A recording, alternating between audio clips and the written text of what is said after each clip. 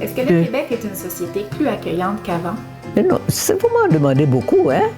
Accueillante, c'est-à-dire, il faut se battre, hein? Il faut se battre. Il faut travailler, il faut prouver. Adeline Magloire-Chancy, c'est une grande dame de 93 ans, ex-ministre de la Condition féminine en Haïti, qui a une vie hors du commun, une vie intimement liée au Québec, puisqu'elle y est arrivée dans les années 60 et qu'elle a vécu ici 20 ans en exil pour fuir la dictature des Duvalier père et fils. Est-ce qu'il y avait une communauté haïtienne déjà importante? Il y avait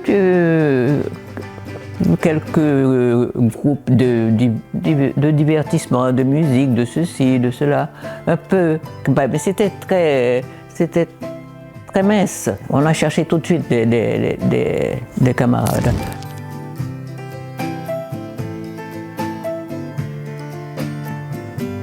Qu'est-ce qui s'est passé, votre garçon, qui est revenu de l'école? Qu'est-ce qui s'est passé?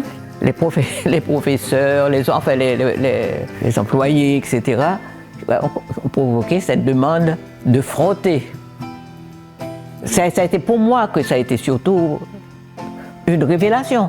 Dans n'importe quelle circonstance que je devais leur apprendre à évoquer leur identité et les rendre forts. On est déjà menacés, nous on a peur des dictateurs. On ne va pas se laisser faire. Parmi ces grands combats, il y a bien sûr celui pour la démocratie, mais celui pour les femmes, les droits des communautés noires, l'alphabétisation et l'intégration des immigrants. Je crois que nous avons participé à la création d'accueil. Parce qu'il n'y en avait pas beaucoup. Non.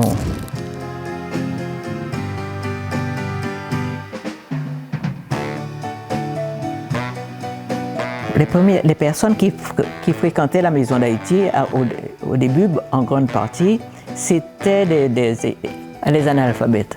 Et j'ai fait beaucoup de choses avec les femmes.